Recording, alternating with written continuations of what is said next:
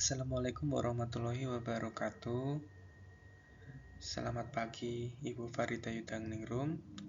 Sebagai dosen metode penelitian dan presentasi, izin untuk saya memperkenalkan diri. Nama saya Kelvin Ardiansyah Putra, NPM 246464103, mahasiswa jurusan Teknik Sipil Universitas PGRI Semarang.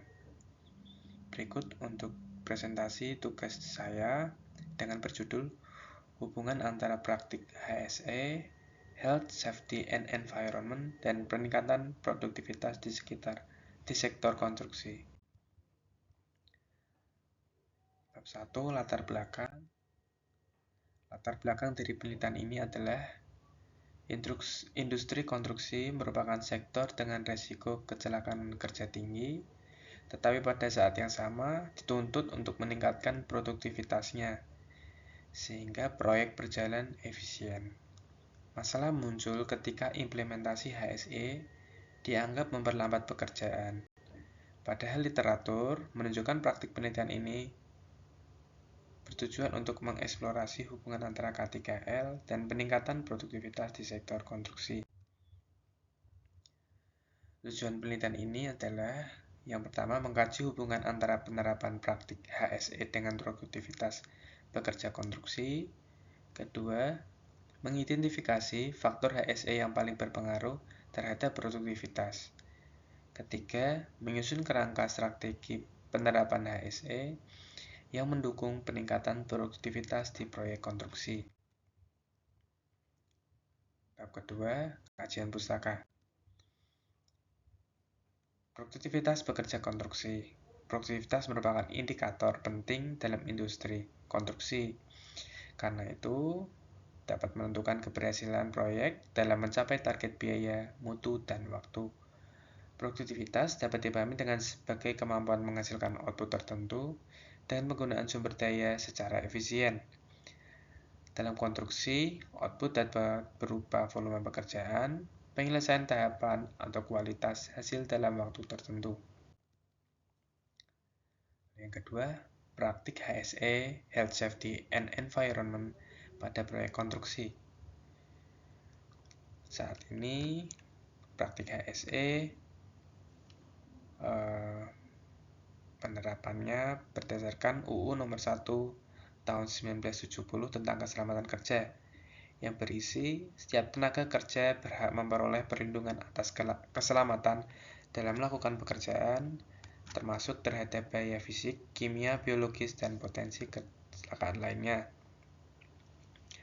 Peraturan lainnya yang mendukung dalam praktik HSE yaitu ada Peraturan Pemerintah Nomor 50 Tahun 2012 tentang penerapan SMK 3, yang berisi pemerintah mengatur bahwa perusahaan dengan tingkat bahaya tinggi, termasuk konstruksi, wajib menerapkan sistem manajemen keselamatan dan kesehatan kerja secara konsisten. Lalu, faktor-faktor HSE yang berpengaruh terhadap produktivitas pekerja konstruksi kita rangkai menjadi 3, yaitu yang pertama, penggunaan alat pelindung diri, pelatihan dan kompetensi keselamatan, dan pengawasan dan inspeksi keselamatan. Strategi implementasi HSE untuk meningkatkan produktivitas konstruksi. Yang pertama, manajemen keselamatan proaktif, yaitu identifikasi bahaya sejak tahap perencanaan. Yang kedua, inspeksi keselamatan berkala dan audit internal yang berfungsi untuk mengurangi unsafe condition. Ketiga, pelatihan bekerja secara berkelanjutan, mencakup simulasi kerja aman dan sertifikasi untuk pekerja-pekerja pada pekerjaan yang sesuai. Lalu, penyediaan anggaran keselamatan yang memadai, termasuk penyediaan anggaran keselamatan dan fasilitas kesehatan kerja. Yang ketiga, metodologi. Penelitian ini menggunakan pendekatan kualitatif dengan metode studi kasus tunggal (single case study). Metode studi kasus tunggal ini digunakan karena penelitian menitik beratkan pada satu proyek konstruksi sebagai lokasi kajian untuk melihat secara langsung implementasi HSE dan pengaruh terhadap produktivitas.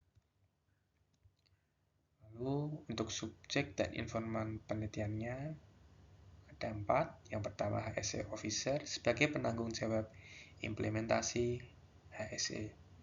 Kedua, Site Engineer sebagai pengawas teknis yang mengetahui produktivitas tenaga kerja.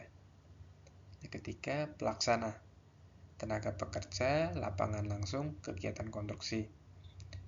Foreman atau mandor sebagai pihak yang berhubungan langsung dengan pekerja. Bab 4. Analisis dan pembahasan. Hasil implementasi praktik HSE di lapangan. Yang pertama, berdasarkan hasil observasi lapangan, seluruh pekerja telah menggunakan APD standar seperti helm keselamatan, rompi reflektif, sepatu safety, dan sarung tangan kerja. Penggunaan APD ini diwajibkan sebelum pekerja memasuki area proyek dan diawasi oleh mandor dan HSE Officer.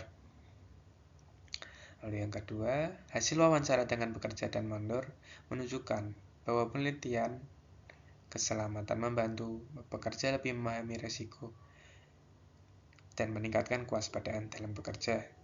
Yang ketiga, hasil observasi menunjukkan bahwa pengawasan yang konsisten berperan penting dalam rangka menekan perilaku yang tidak aman, unsafe condition, dan kondisi tidak aman. Dengan berkurangnya gangguan keselamatan, aktivitas kerja bisa berjalan dengan lancar dan stabil. Yang keempat, hasil observasi menunjukkan bahwa pekerja yang bekerja dalam lingkungan yang aman dan tertata mampu menyelesaikan pekerjaan sesuai target harian. Hubungan praktik dengan produktivitas kerja. Dengan praktik HSE, maka output yang dihasilkan adalah pengurangan kecelakaan kerja. Praktik HSE yang baik menekan risiko kecelakaan kerja sehingga tidak terjadi penghentian kerja. Yang kedua, peningkatan fokus dan motivasi kerja. Pekerja merasa lebih aman dan nyaman sehingga dapat bekerja lebih fokus. Yang ketiga, efisiensi waktu dan sumber daya. Berkurangnya pekerjaan yang berulang akibat pekerjaan yang tidak sesuai dengan rencana. Maka terjadilah aktivitas rework atau pekerjaan yang berulang. Kesimpulan bab 4. Kesimpulan dari penelitian ini adalah praktik HSE bukan hanya berfungsi sebagai sistem perlindungan keselamatan, tetapi juga menjadi salah satu elemen strategis yang berperan dalam peningkatan produktivitas tenaga kerja konstruksi. Penerapan HSE lebih baik menghasilkan proyek yang lebih efisien, aman, tepat waktu, dan berkualitas. Saran yang muncul dari penelitian ini adalah penelitian berikutnya diharapkan menggunakan metode kuantitatif atau pendekatan kombinasi mixed methods agar hubungan antara HSE dan produktivitas dapat dianalisis lebih akurat, terukur, dan menyeluruh berdasarkan data statistik yang lebih luas.